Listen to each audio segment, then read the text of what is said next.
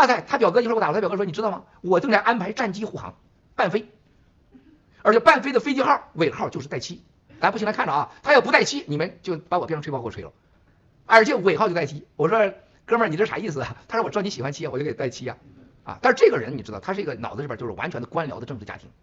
他当年就是在海南跟我认识啊，当时搞什么博鳌论坛啊。到现在这哥们没想到现在战友认识啊，这俩人都是绝对支持我们的。但他说我们很痛苦，每天都看着我们领导跟共产党跟勾兑。结果现在习太阳1000天的卧薪尝胆，然后是拼命的推广核糖核酸。核糖核酸推广完了1000天啊，从上海到重庆到四川，现在直接飞乌兹别克斯坦、哈萨克斯坦都落到咱手去了，是吧？